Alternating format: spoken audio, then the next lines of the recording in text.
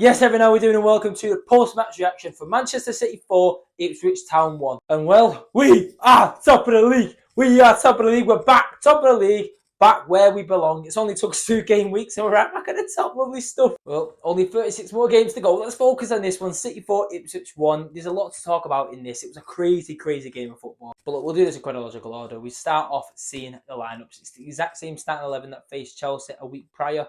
And I was happy with that. It was a comfortable win at Stamford Bridge. I expected pretty much the same at the Etihad against Ipswich. However, look, there was one major difference this time. A man that goes by the name of Ilkay Gundo was back in the matchday squad on the bench for the game. So that was exciting. Anyway, look, the game kicks off. 7 minutes in, Ipswich take a shock lead, all right, out of nowhere. Ipswich forward, Smodics, I think that's how you say his name. They just signed him from Blackburn. Smashed it at Blackburn last season. I think it might have even been his first game for Ipswich. A through ball, kills City's defence. He's 1-on-1 with Edison. You could argue Edison should have done a little bit better. He did get some touch on it, but not enough. Ipswich shock lead. The fans go mental. Unbelievable support from Ipswich fans yesterday at certain points of the game anyway. The limbs for that goal was insane. But look, one of the worst things you can do as an away team coming to the Etihad Stadium is getting an early goal because we will turn it on you. And that is exactly what City did. A few minutes later, we make it 1-1. Erling Haaland scores a penalty. That was won by Savinho, a nice bit of play, definitely a penalty. Second one, a mistake from Muric, a former Manchester City goalkeeper. Horrible mistake. Savinho, once again, the work rate, the hunger. He beats Muric for strength, you could even argue. I don't know how it's possible, but he did. He beat Muric, went to De Bruyne. De Bruyne pretty much had an open net for 2-1. And then 3-1, Erling Haaland. Again, you can even argue it was a mistake from Muric. You know, he timed his run a little bit wrongly. Haaland beat him to it, put the header.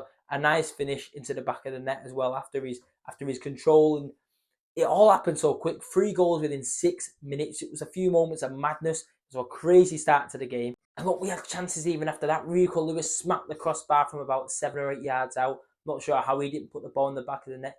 A few minutes onwards from that, Kevin De Bruyne from a good 30 yards out. It's a strike from nowhere.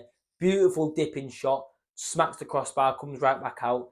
Honestly, it could have been 5 or 6. We had good chances in the second half as well, but we just kept complete control of the ball. You know, from 3-1, when we got that 2-goal cushion, Ipswich never looked like they were going to be back in the game.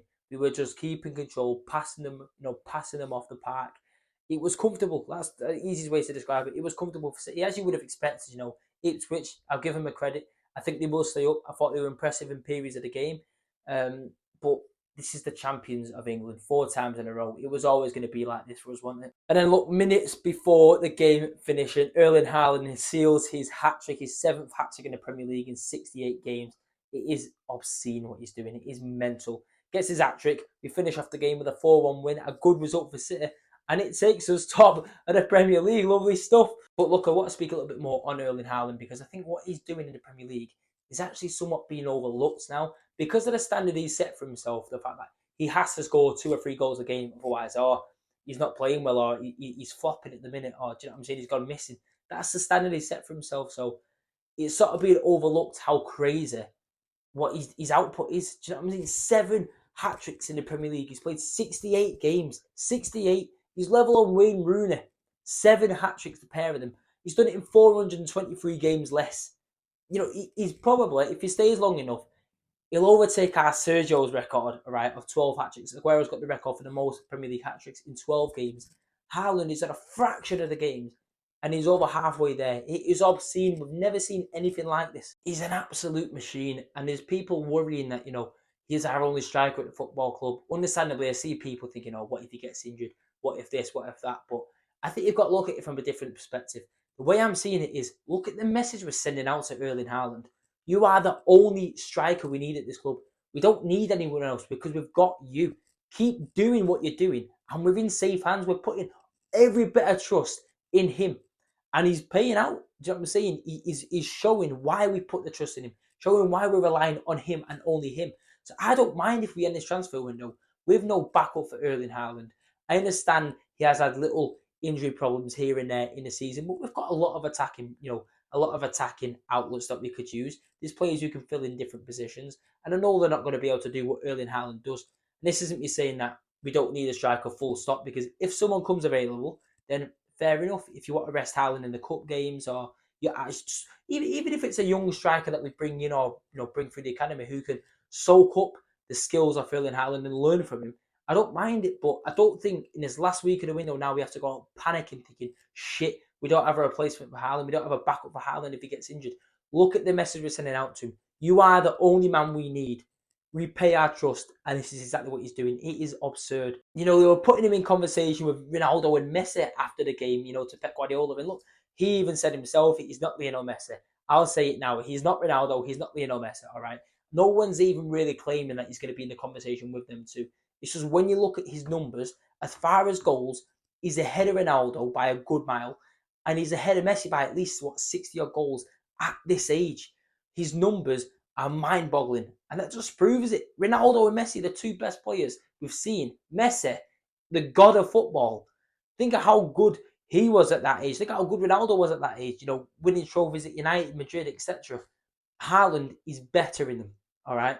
It is mental. See, look, the whole point of this Haaland talk, I'm just, rambling, I've just been on about, is not that I think he's underrated or people aren't appreciating what he's doing. Because there are a lot of people, seeing it and they're just confused by how good he is and the numbers, his output every single game. It just blows your mind, doesn't it? But I think because of the standard he's now set for himself, it is slightly underappreciated or it's slightly going unnoticed how insane they are. So special mentions to you, Erling. Keep it up, man. Anyway, look, moving on. Like I said before, Ilkay Gundogan was part of the squad just after signing, 1 day prior. And look, he got his moment. He came off the bench with about 20-25 minutes to go. And the video, I'll put the clip in here after, even if you've not seen the entire matchday vlog, go and watch that. It's out now on the channel. But I'll put it in there, but I'll put it in here still. The video that I've got of it doesn't do it justice. The feeling around the entire stadium, you could just hear everyone getting off the seats just slamming, because everyone, the standing ovation, the warm welcome that he got back home in Manchester, where he belongs, honestly, it was goosebumps. It was beautiful. It was magical. It was perfect. His homecoming, his last dance, Ilkay Gundo, and welcome home. It was perfect.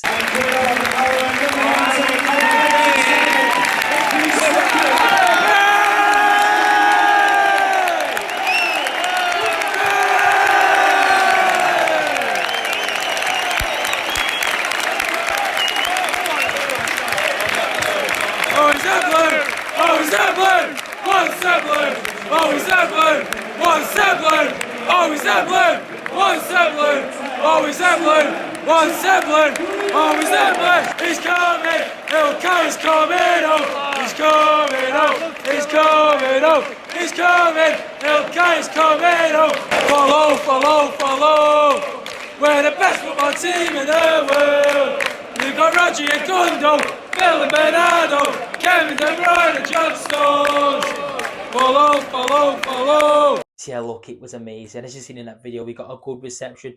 Like I said before, the video doesn't do it justice. It really doesn't. If you was there, you'll understand. It was perfect. And, I mean, well, what would have made it even more perfect is him getting a goal. He didn't really do much when he came on the pitch. City didn't do much. We just controlled the ball. He didn't have any chances. I was hoping we'd get a penalty, a free kick or something for him to have a go of and, make it extra special. Because he did score on his Premier League debut originally. Obviously, this is his second one, but his first one he got a goal in. But it wasn't to be. But still perfect. Nevertheless, Ilkay and Gundogan coming home was exactly what I wanted to see. So we got our moment. The only negative that there is to take out of the game is obviously, I think, Kovacic. He came off injured. He wobbled off a little bit, but he walked off, which is always a good sign. But then I did notice about 5-6 minutes later, he started, limping down a tunnel. So fingers crossed, he's okay. I've not seen Pep or any even news on Kovacic since. So fingers crossed he's all right. Obviously, now we do have Gundogan back. So it is good timing, I guess. But it doesn't mean I want anything wrong to happen to Kovacic. In fact, West Ham coming up on Saturday. I want to see them two playing together. If Rodgers not going to be fit, which chances are he won't be, he might be part of the squad. He's not going to start realistically, though, is he? I want to see in that double pivot, our new number 8 and our old number 8, Kovacic and Gundogan linking up together. It's what I want to see. So, yeah, fingers crossed, Cover's all right. As for the rest of the Premier League, like I said last week, no upsets once again. I mean, look, Brighton beat Manchester United. I would not say that's an upset by any means. It definitely did upset me. It was a great game. I enjoyed it a lot. João Pedro, what a guy.